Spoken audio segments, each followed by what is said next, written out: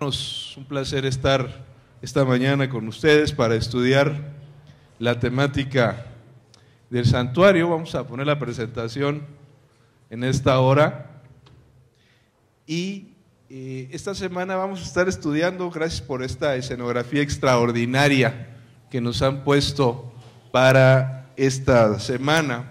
El tema se titula Santuarios de Salvación. Esta mañana vamos a estudiar santuarios de salvación. Hay mucho que decir sobre el santuario. Hay mucho que decir. Yo creo que es la doctrina que es la columna vertebral de la Iglesia Adventista y al mismo tiempo es la gran aportación del adventismo al mundo cristiano. La gran aportación. Yo creo que las investigaciones, las aportaciones que hizo la Iglesia y sigue haciendo para el mundo cristiano son muy importantes, muy importantes. Un santuario, ¿qué cosa es, hermanos? Es un espacio consagrado a la adoración del Dios verdadero. El punto es que cuando nosotros empezamos a hablar del santuario, el santuario celestial, el santuario del desierto, estamos entrando a temas celestiales. Y tenemos un problema muy serio porque nosotros tenemos un lenguaje humano y tenemos realidades humanas y entonces corremos el peligro de cruzar la frontera de lo terrenal con lo celestial. Cuando hablamos del reino de los cielos nunca es sencillo hablar. Le voy a poner un ejemplo. Cuando los seres humanos vivían en el campo y no había ciudades antes de la Edad Media, la gente decía, o los religiosos decían que el reino de los cielos era como un jardín paradisiaco. Después de la edad, cuando viene la Edad Media y viene el desarrollo de las ciudades, sobre todo en Europa, los religiosos decían que el reino de los cielos es como una ciudad celestial. Hoy nosotros andamos con el rollo de la ciudad.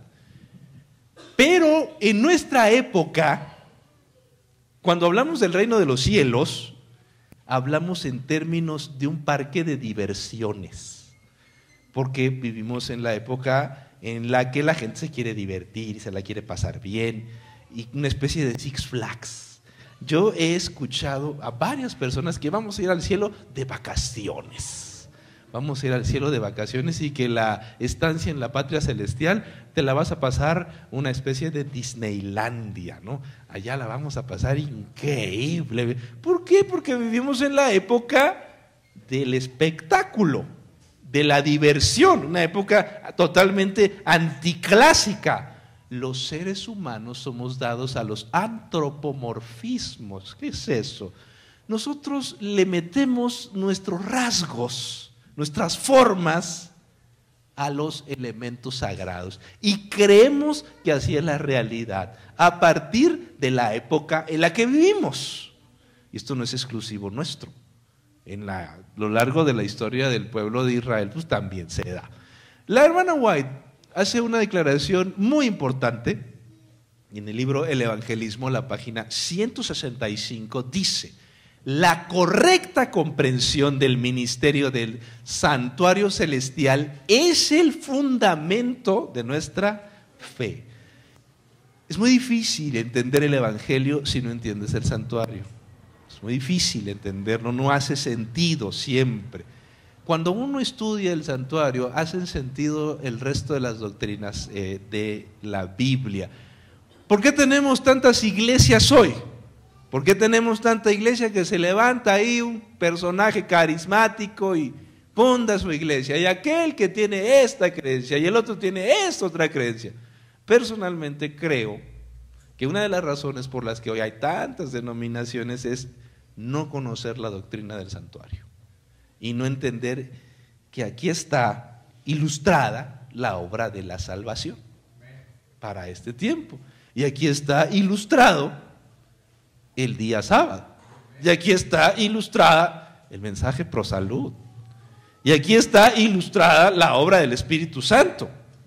El desarrollo de la esperanza cristiana, la venida de Jesús, el tiempo del fin, las profecías bíblicas, el ministerio sumo sacerdotal de Jesús.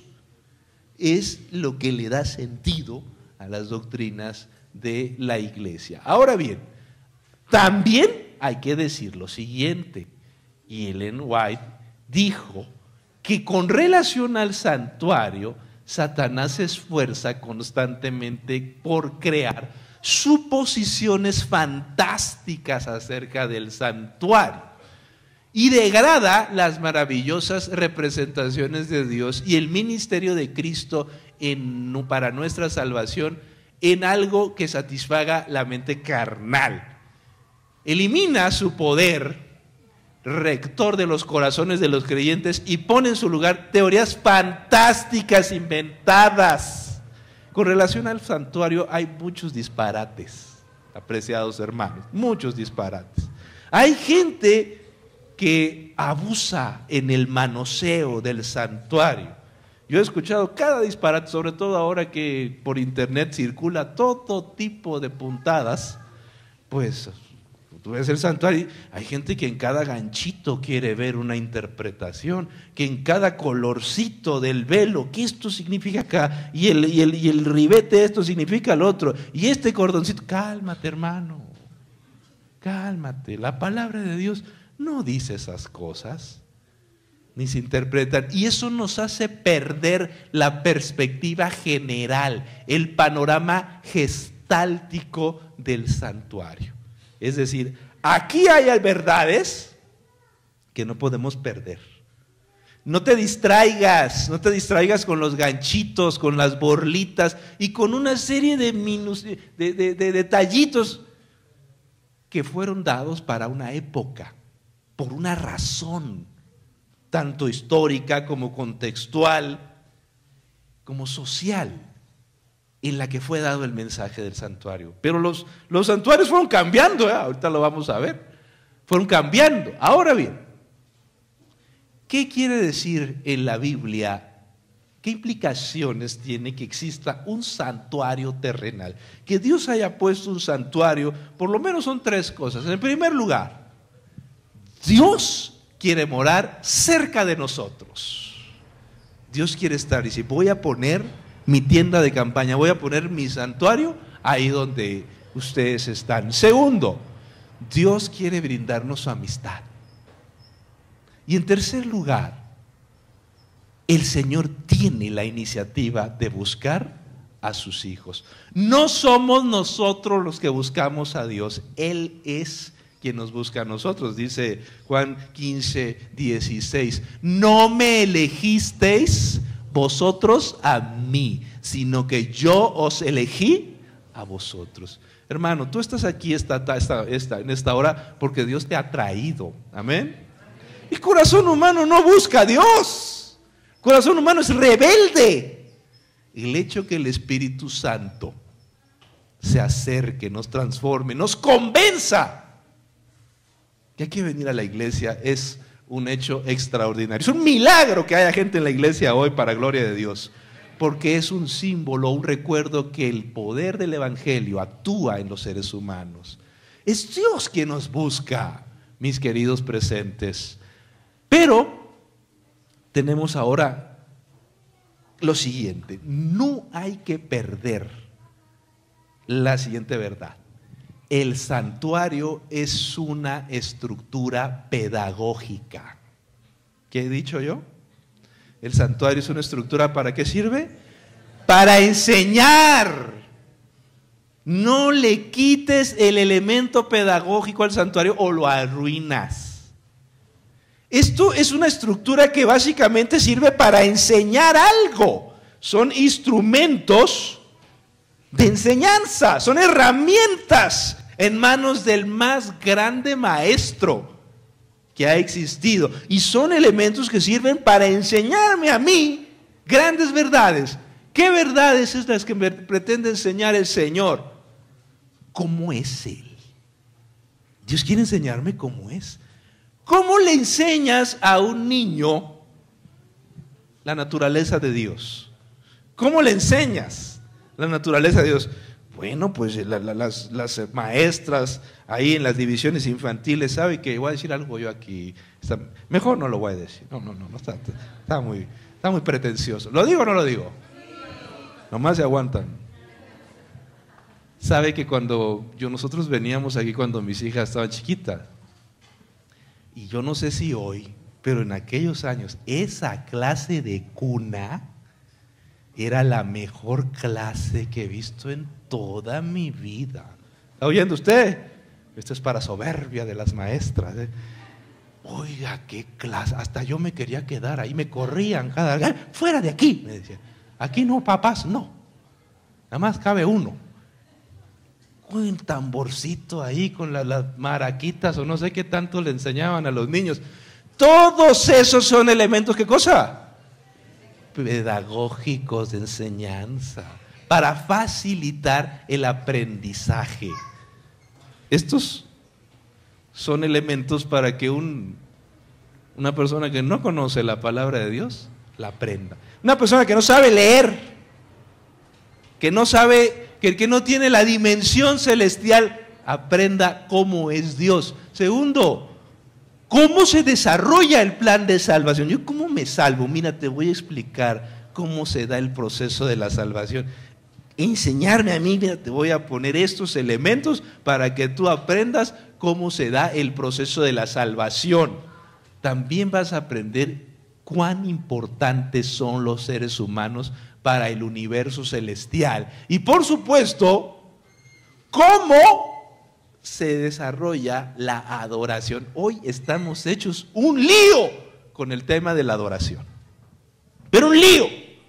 Hablar del tema de la adoración, pleito en la iglesia. Se ha vuelto un tema espinoso, para vergüenza nuestra, ¿eh? Si a mí me preguntan en la iglesia, oiga pastor, ¿cuál es el gran tema de la Biblia? Sin duda, la adoración. Saca ese tema en la iglesia y resulta que es un lío, ¿eh? En el tiempo antiguo ellos no batallaban con la adoración, tenían bien claritas las cosas. Bien claritas las cosas. ¿Cómo se adora? ¿Dónde se adora? ¿Cuándo se adora? ¿Por qué se adora? ¿A partir de qué o cómo? ¿Cuándo? El santuario era un formato de adoración para enseñar a la gente la adoración. Y Dios me dice, mira, haz de cuenta que yo estoy en un sitio, en algún punto del universo estoy yo, donde tú no puedes acceder. Ahí están los velos. Tú no puedes acceder a donde yo estoy. Yo sé que tú estás lejos en algún lugar, pero yo existo. Yo estoy en un sitio donde tú no puedes acceder. Para que tú accedas, te voy a crear. He tenido que crear un plan que se inicia aceptando un sacrificio. Primero se aceptaba el sacrificio del cordero y después se iniciaba un proceso de intercesión. Y esto ilustra básicamente la experiencia espiritual del ser humano. Tú necesitas alimentarte de la palabra de Dios. Tú necesitas comprender la palabra de Dios. Pero para entenderla vas a necesitar iluminación. ¿De quién? Del Espíritu Santo. Y vas a necesitar una práctica que se llama oración, que es como un incienso que sube olor grato. Y entonces tú vas a poder acceder a mi presencia. No solamente el santuario nos enseñaba la relación con Dios, mis queridos hermanos, nos recordaba quién es Dios. Dios es un ser extraordinario que está en algún punto de este universo. Ahí está, al que yo no puedo acceder. Yo si accedía a una persona al lugar santísimo del santuario, ¿qué pasaba? Yo no puedo acceder a Dios. Hay un camino para llegar a Dios, dice la Biblia. Yo soy el camino, la verdad y la vida. Nadie viene al Padre si no es por mí, dice Jesús. el único camino para acercarse al Padre Celestial es Jesús. Amén. No hay otro nombre por el cual podamos ser salvos. Nadie se puede saltar la cerca y entrar por atrás. Sí se puede acceder a Dios. ¿Dónde está Dios? Pregunta a la gente. Dios existe. Está en un punto del universo. Pero, ¿dónde está?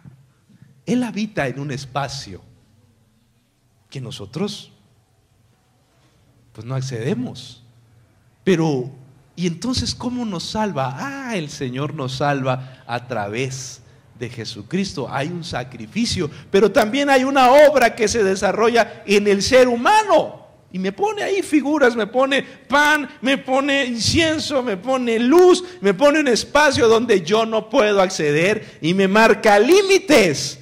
Los seres humanos pensamos que podemos hacerlo todo con Dios. No. Dios marca límites al ser humano. Es que Dios me va a aceptar como yo esté. No. Te marca límites. Mira el santuario. El santuario te marca límites. Y te dice, cuidadito. Y te salta la cerca. Te saltas la cerca. Así no es la naturaleza de Dios. ¿Qué espera el Señor de nosotros? El santuario es toda una guía de adoración. La gente piensa que a Dios se le puede adorar de la manera que a uno se le pegue la gana. Que porque Dios mira el corazón, dice la gente hoy. Otra vez el antropomorfismo del siglo XXI, posmodernidad, individualismo, narcisismo. El que importa soy yo. Mira el santuario. Dios es el centro del universo.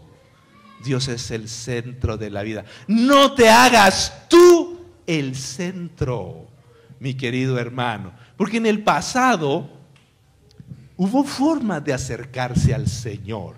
Primero, un sacrificio con una piedra. Vamos a ofrecer un sacrificio y vamos a hacerlo. Pero cuando Caín dijo, yo le voy a llevar a Dios lo que yo quiera, rompió un principio de adoración. Mis queridos presentes, no adores a Dios como tú quieras.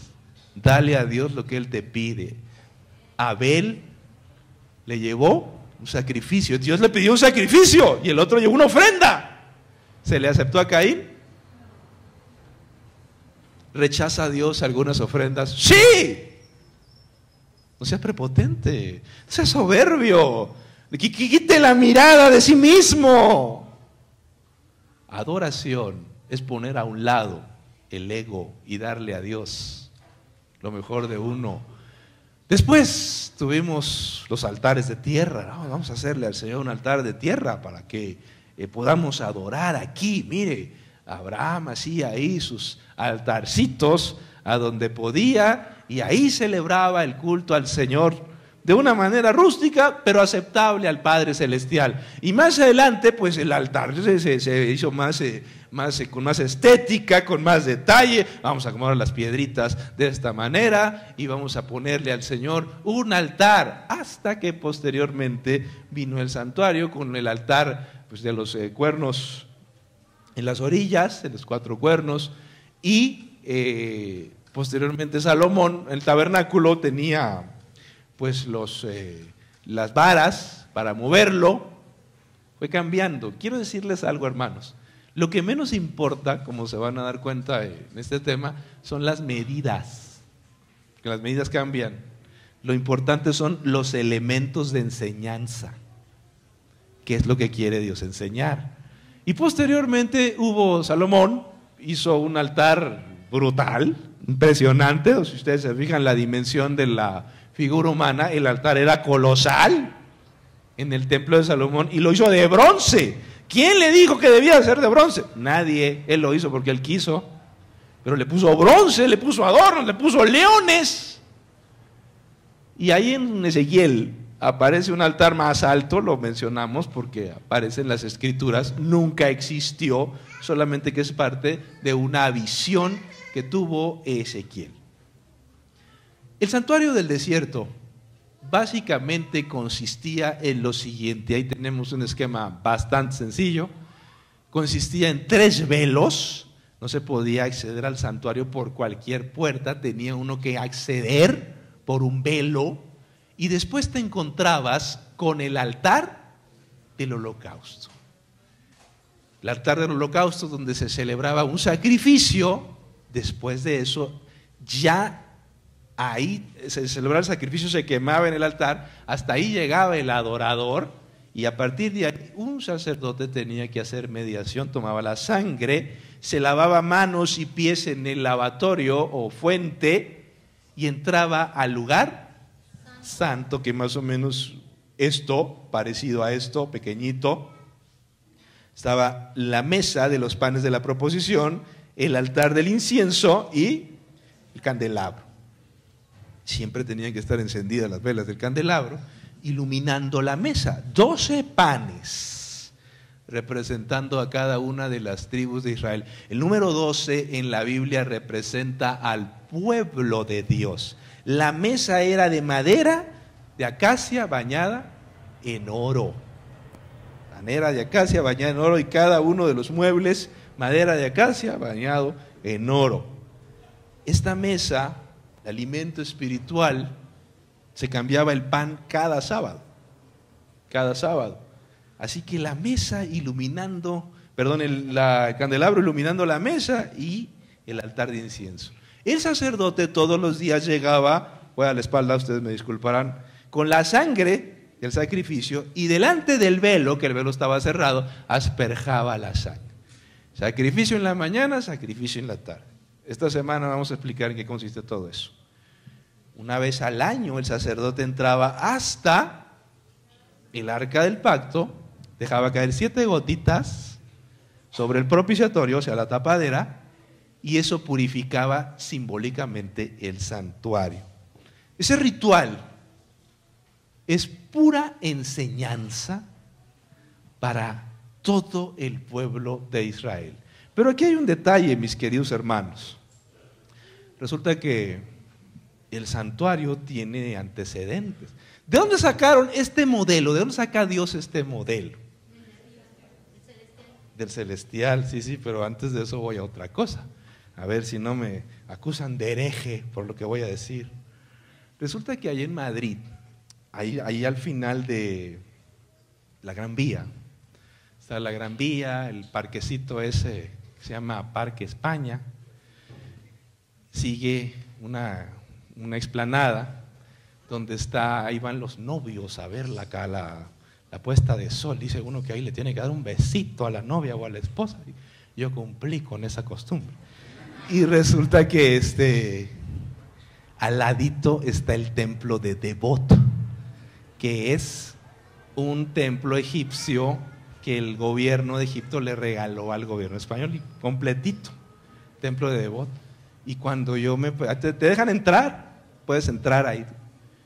Órale, cuando lo vi, dije, ay caramba, esto me recuerda a algo muy parecido al santuario.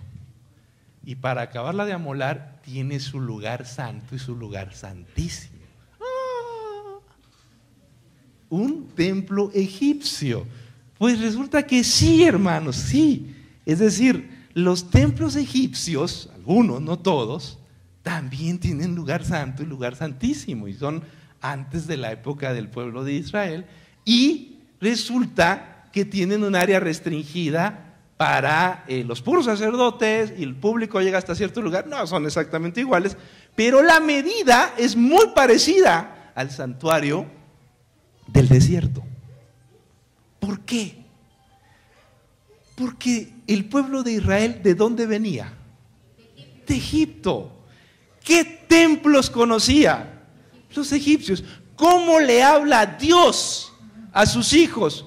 En el contexto en el que está, en el lugar en donde está, utiliza las ilustraciones que ellos conocen, con las que están familiarizados. Ese es el templo de Devot en Madrid. Y es decir, el Señor solamente está tratando, mira, te voy a explicar cómo soy yo, con lo que tú estás familiarizado, lo que tú conoces, con lo que tú has visto. Te has visto puros templos egipcios. Mira, pues te voy a poner un ejemplo para que me entiendas. ¿Dónde estoy? ¿Qué hago? ¿Cómo se realiza la salvación? Porque el pueblo de Israel traía ese contexto. Si el Señor nos hubiera hablado a nosotros, a los mexicanos, en el tiempo de los mexicas, o los zapotecas, o los toltecas, o los aztecas, o los mixtecas, y agréguele toda la lista, ¿qué habría pasado? Pues que nos habría hablado con esas formas, esas figuras y esas estructuras. ¿Sí me explico?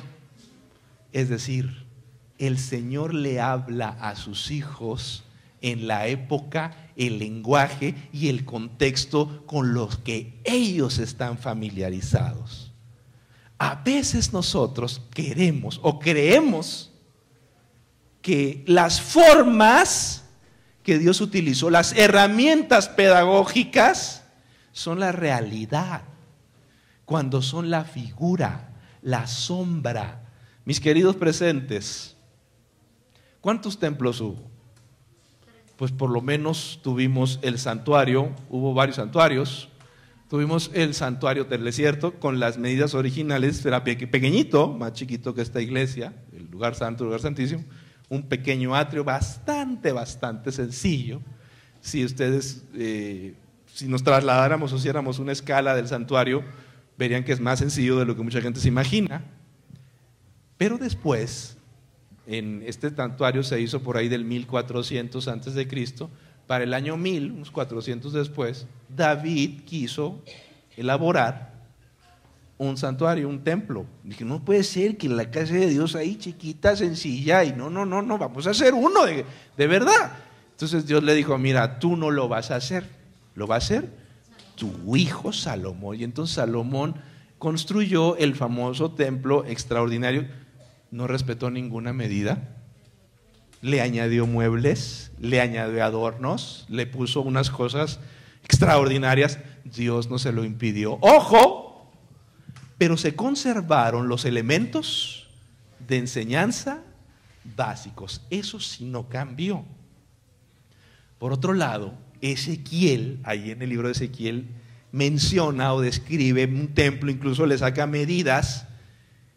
Ese templo nunca existió, pero Ezequiel menciona que está aquí y está allá. Así es el templo. Lo mencionamos porque aparece en las escrituras. Pero posteriormente, Zorobabel, ustedes recuerdan que en el año 586 el templo de Salomón fue destruido por Nabucodonosor II y su ejército. Y en 519 Zorobabel fue y reconstruyó el templo. Ese templo, cuando llegó Herodes, dijo, no, los hebreos no tienen un templo, yo les voy a hacer uno muy bonito. Y en el año entre el 19 y el 20, Herodes construyó el templo más extraordinario de la historia del pueblo de Israel. Lo terminaron por ahí del 64, 65, y lo quemaron en el 70, valga. 5 añitos nada más le duró el templo. Ahora bien, vamos a ver el primero es el tabernáculo, es el que conocemos la mayoría. Pues era una tiendita hecha y elaborada para el desierto. Todos los materiales, las cubiertas que llevaba, el techo, las pieles, eran para el desierto, para aguantar en el desierto. Los que somos del desierto y hemos crecido en el desierto, sabemos lo que es la arena, el viento, el frío y el calor, sobre todo. Los materiales de los sacerdotes estaban hechos de lino. Cuando uno va a Mérida, Yucatán, hay que ponerse de lino, hermano, andas feliz. Calorón, y uno feliz. Pero ellos traían su ropa de lino, ¿para qué? Para que no sudaran, no les fuera tan mal con el calor.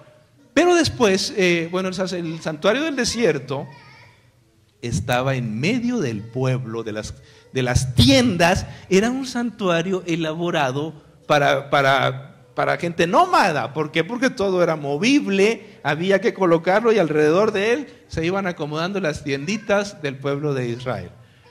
Pero después David, dice la Biblia, quiso construir un templo y Salomón construyó una maravilla de la arquitectura.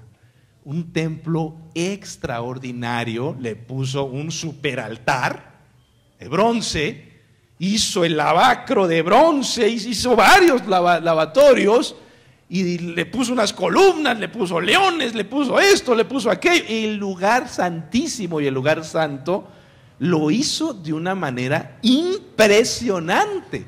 Ahí junto al arca puso 12 figuras aladas que representaban a los querubines, pero muchísimo más grande.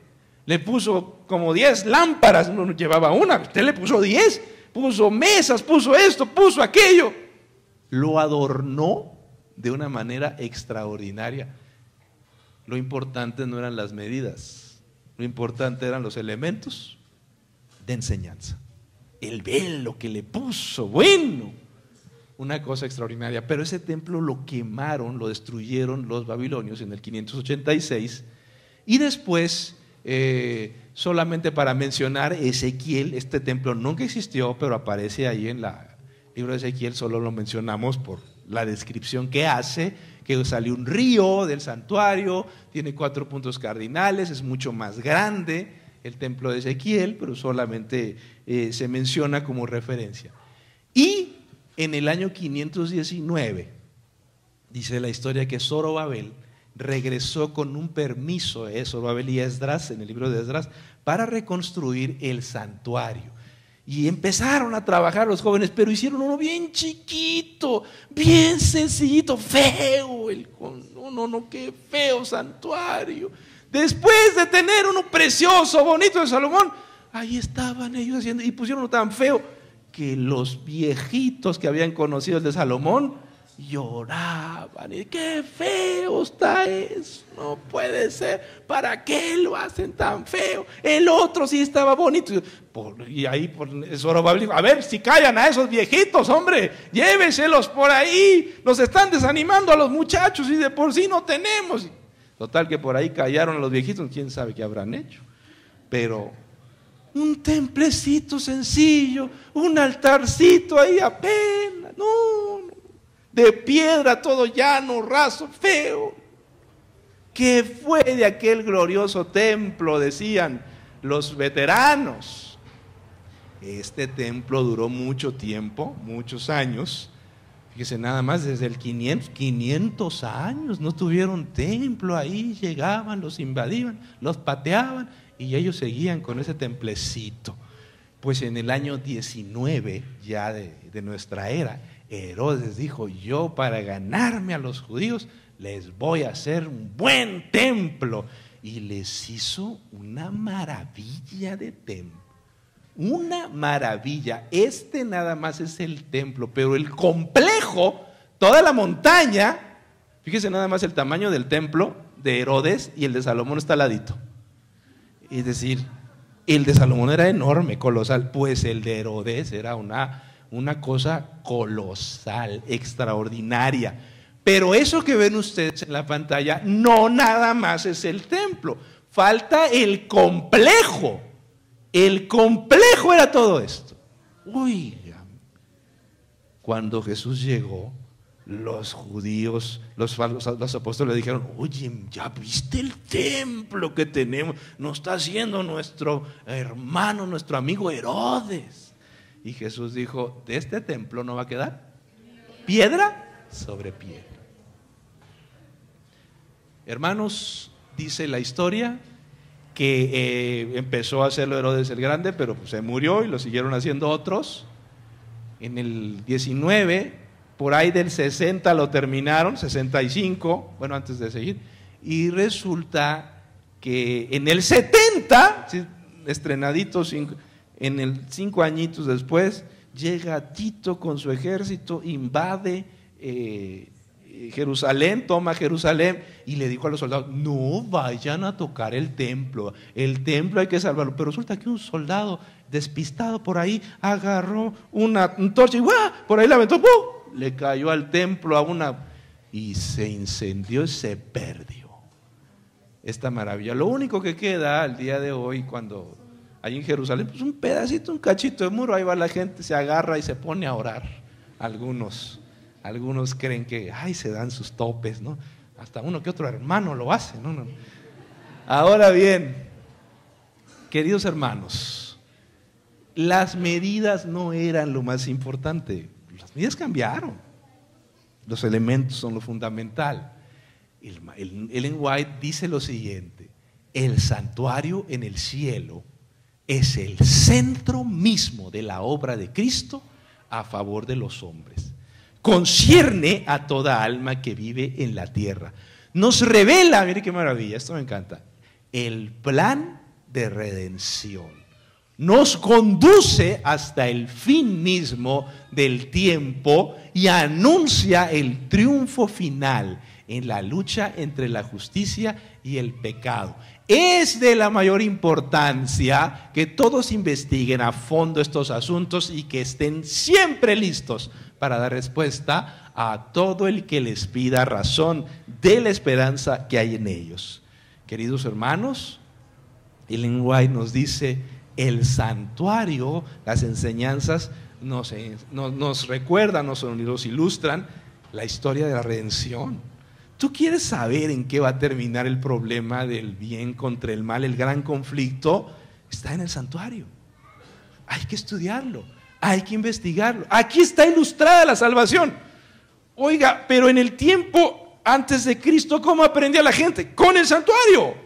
Ahí estaba el mismo plan de redención que tenemos nosotros hoy. O sea que en el Antiguo Testamento, ¿cómo se salvaban? Igual que nosotros, a través de Cristo. No hay otro nombre por cual pueda ser salvo. Ellos estaban de este lado de la historia y ellos oraban: Señor, te rogamos en el nombre del Cordero del Mesías que vendrá. Nosotros estamos de este otro lado de la historia y oramos en el nombre del Cordero que ha venido. Pero el sistema de salvación sigue siendo el mismo. Ahora bien, aquí entramos a un punto muy delicado, mis queridos presentes. Cuando hablamos acerca de una realidad celestial, el santuario celestial es la morada de Dios. ¿Hay un santuario? Sí que lo hay. En el cielo hay un santuario. Oiga, ¿y cómo es? Esta noche vamos a hablar de eso. Es el sistema nervioso central del universo. El santuario celestial siempre ha existido. Por otro lado, es el asiento. Pero esta realidad humana, no se le olvide que es humana, que corresponde a un contexto histórico, social, específico en la era del pueblo de Dios. Pero algunos de nosotros queremos trasladar las realidades humanas, a ver si no se me cae, al reino de los cielos. Y decir que lo humano es lo celestial. Cuidado con eso. Estás rompiendo un principio de hermenéutica, mi querido hermano. Las realidades celestiales, ahí nos pinta, el santuario nos pinta fronteras, nos pinta linderos. El santuario es una realidad celestial. ¿Cómo es, pastor? ¿Cómo es el santuario? Les voy a dar la respuesta más profesional: no lo sé. ¿De qué material? Pues, hermano, yo conozco aquí la madera y el cemento, y eso es humano. ¿Pero qué materiales habrá en el cielo? Seguramente que hay muchos más que ya desconocemos. ¿Cómo es? ¿Es exactamente igual? Me estás preguntando cosas que pasan mis límites. Esa es la realidad. Pero no dice la Biblia que es una copia. Cuidado con esa palabrita. Cuidado con esa palabrita. Lo humano es una figura, es una sombra, es un pálido reflejo de la realidad. Todos estos elementos, no se le olvide, son instrumentos de enseñanza para aprender la palabra de Dios. Cuando la Biblia dice que el santuario terrenal que no es una reproducción a escala. Es que así exactito, allá está en grande. Eso no cree la iglesia adventista. Entonces me dice: pastor, pero ¿cómo? Pues yo te invito a que leas las 28 creencias, el manual de teología adventista. No estoy diciendo herejías. Y tenemos un libro buenísimo ahí en Gema, yo te invito a que lo leas, de Elena White, se llama Cristo en su santuario. Y otro que se llama El santuario y el mensaje de los tres ángeles. Muy bueno. Y en el futuro, chance, yo hago uno. Pero, ¿qué es entonces el santuario terrenal? La palabra que se traduce por copia en el hebreo, o figura, o sombra, la mejor traducción, desde mi punto de vista, es una correspondencia funcional. ¿Qué era el santuario terrenal? Una correspondencia funcional del celestial. Todos estos elementos, todas estas figuras, todos estos símbolos existen en la realidad celestial. Se llevan a cabo, se desarrollan los mismos procesos, pero de una manera real, celestial, no como lo que representaban aquí. Y mis queridos hermanos, la forma terrenal pone palabras en nuestros labios para que podamos hablar de lo inefable y entender lo incomprensible, aunque sea de manera oscura, de manera muy pálida. El reino de los cielos es una verdadera maravilla. Nosotros somos muy malos para hablar del reino de los cielos y de los temas celestiales. Hace muchos años estaba yo ahí en California, cayó en mis manos una revista que se llama Guides, es una revista para adolescentes. Y en esa revista venía un artículo donde le preguntaban a los adolescentes: ¿a dónde quieres ir? ¿A Disneylandia o al reino de los cielos? ¿Y dónde creen que respondieron los adolescentes? Pues a Disneylandia. Se la van a pasar bien, a gusto, se van a divertir, acá y allá. ¿Quién quiere ir al cielo, pastor? Ahí nos van a poner una batita, nos van a dar un arpa y tin, tin, por la eternidad. O sea, qué malos somos para hablar de las cosas celestiales. ¿Qué te pasa? O sea, no, pastor, hay otros ridículos, con todo respeto de la palabra y donde estoy, pero no son ridículos, es lo que sigue. Que te dicen: ay, es que el reino de los cielos va a ser muy aburrido, pastor. ¡Oh! Dije yo. Dios mío, hay algunos que no se contentan con ser ignorantes, exhiben la ignorancia. ¡Qué bárbaro!, dije yo. No puede ser. O sea, ya te fijaste, ay, es que estoy aburrida. Como ya no va a haber Netflix, como ya no va a haber internet, no va a haber Facebook, no voy a sacar mi maestría en Facebook. No puedes.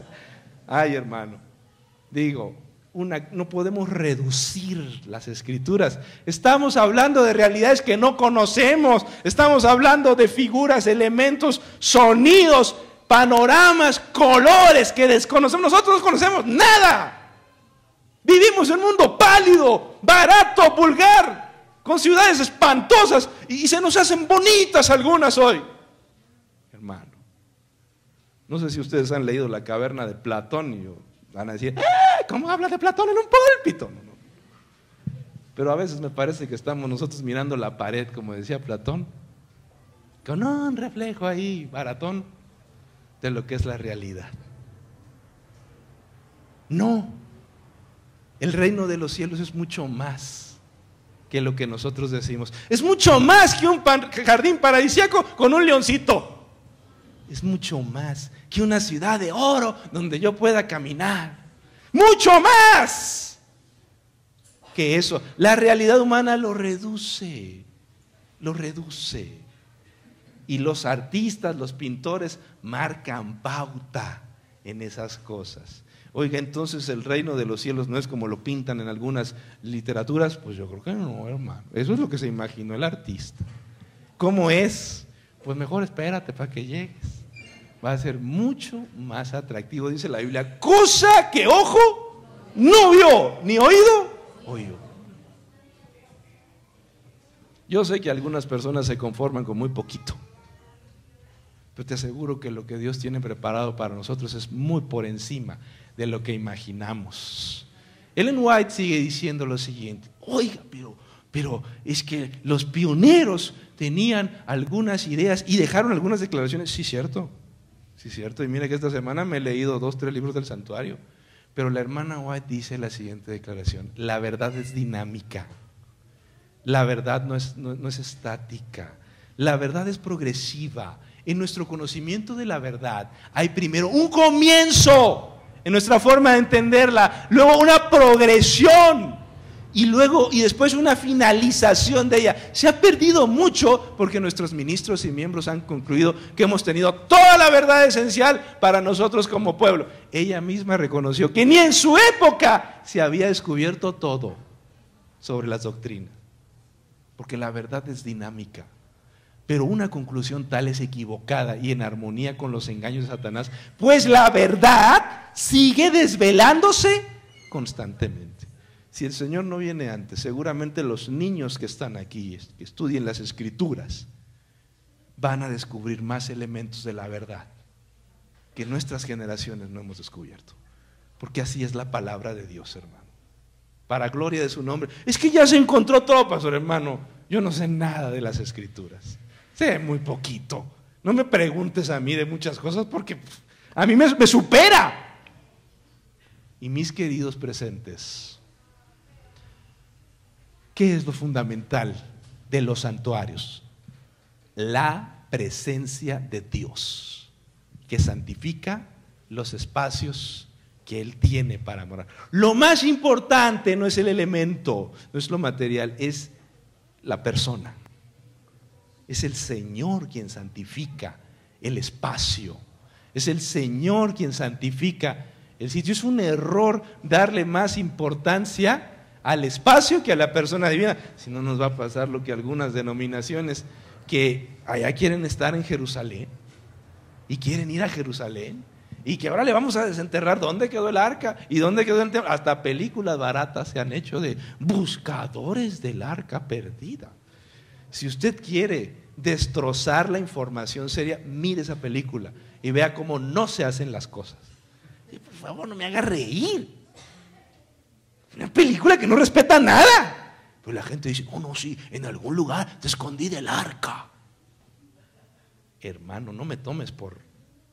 Mejor no lo digo. Mejor estudia la Biblia, la palabra de Dios.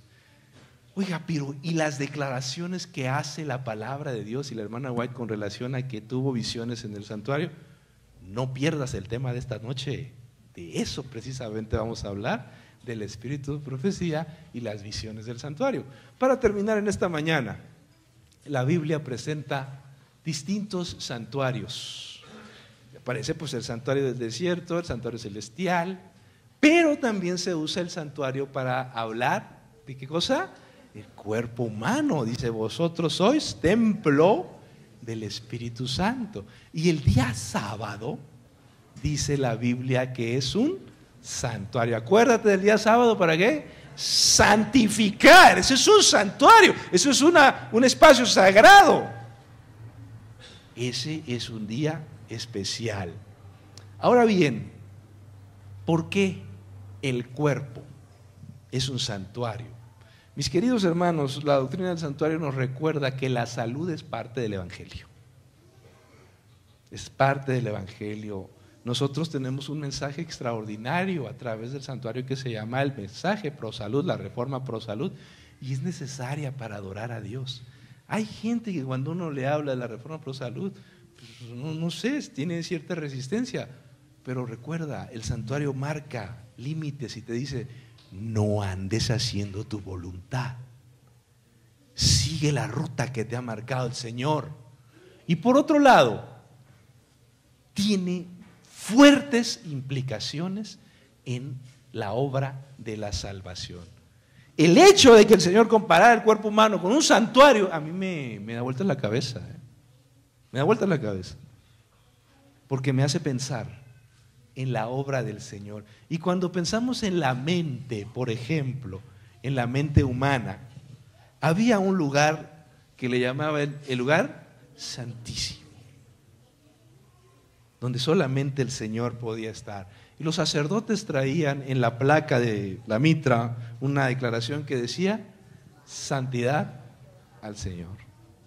Nosotros como hijos de Dios, dice el apóstol Pedro, somos un pueblo de reyes y sacerdotes.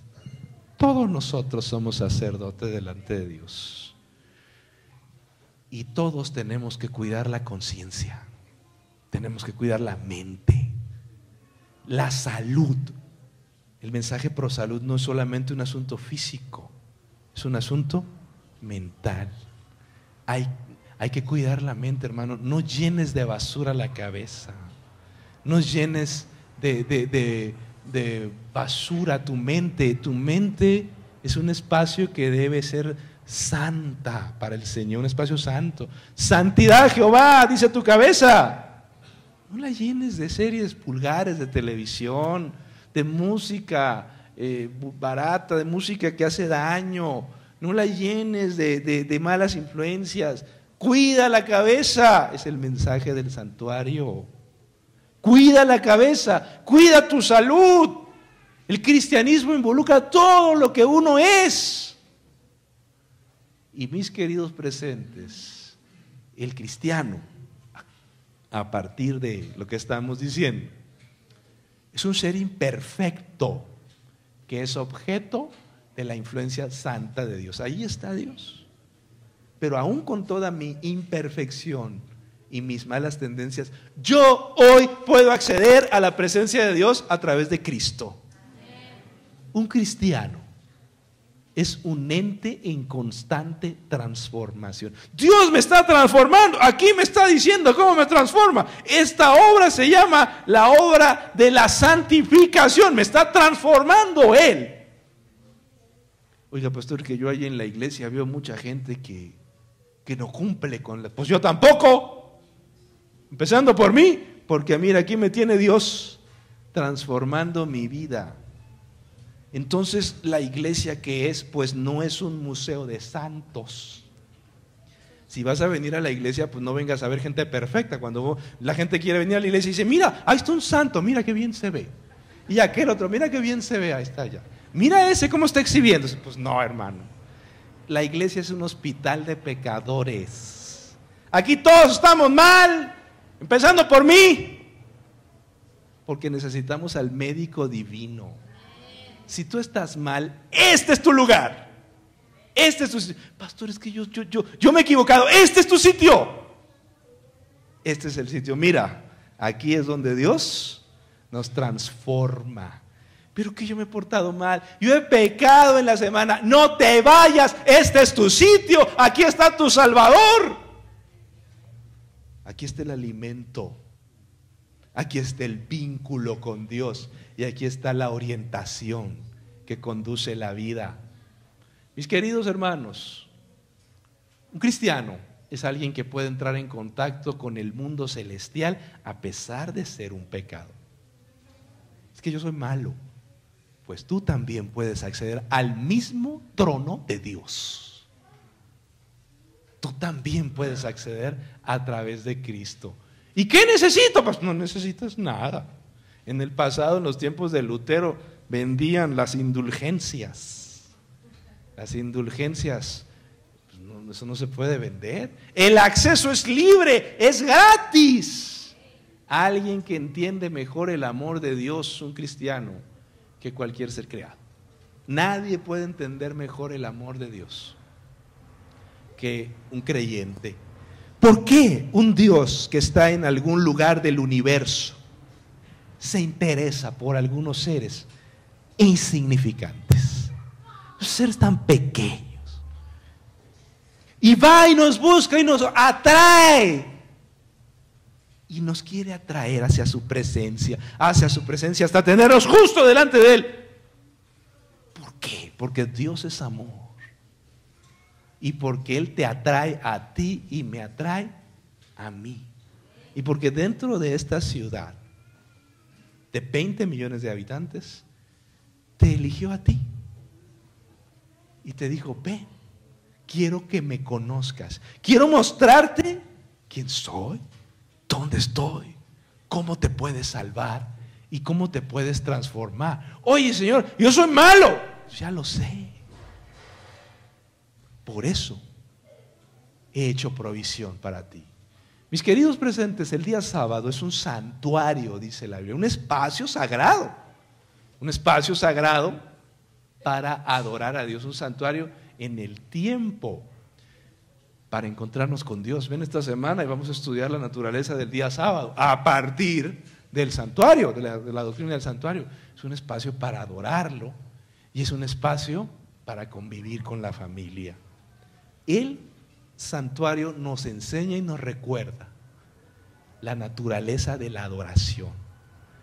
El día sábado es muy importante en el tiempo del fin, porque la base del día sábado, el principio del día sábado es la adoración. El gran tema de las Escrituras.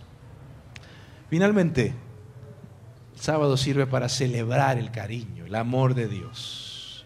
Queridos presentes, de estas 4 ilustraciones hay que decir lo siguiente. Con relación a la salvación, el santuario del desierto declara la adoración, la salvación.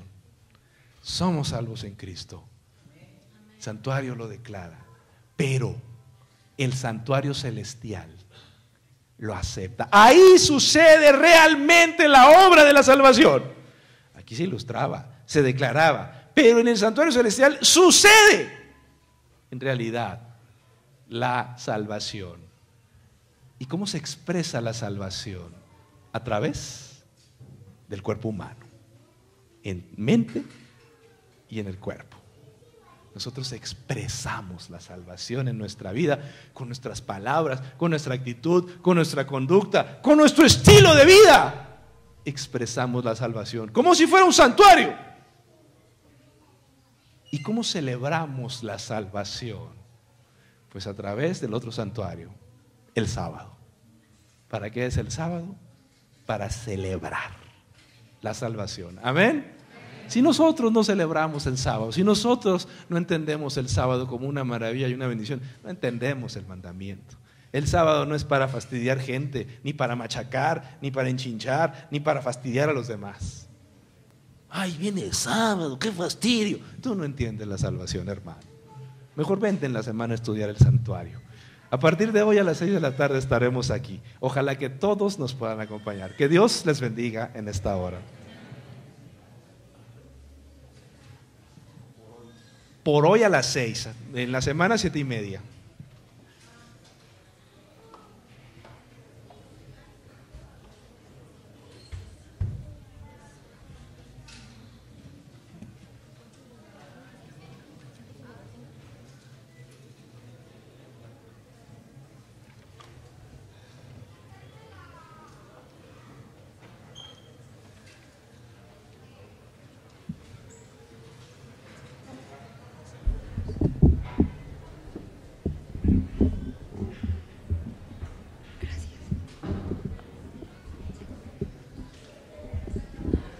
Por último, hermanos, los invito a colocarnos en pie para entonar el último himno, En Sión Jesús soy reina.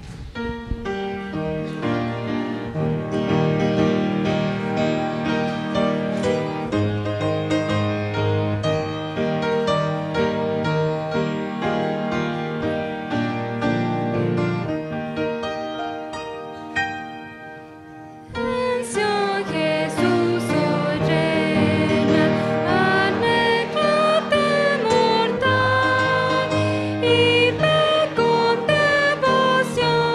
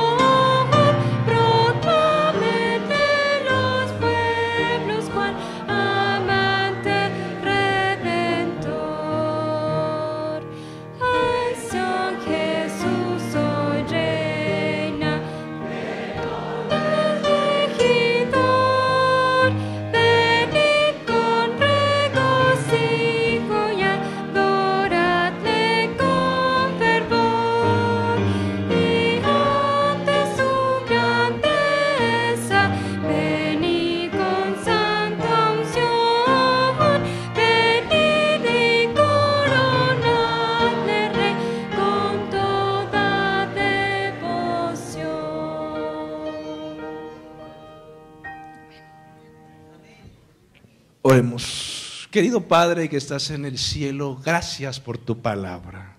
Gracias porque eres un Dios lleno de amor y porque tú eres quien nos buscar a este mundo y has preparado todo un plan para redimirnos. Señor, enséñanos a conocerte, enséñanos a comprenderte, enséñanos, Señor, a acercarnos, aunque sea un poquito, a la realidad celestial. Que tu presencia se quede hoy con nosotros y que en Cristo Jesús podamos ser aceptados ante tu presencia hoy. En el nombre de Jesús. Amén.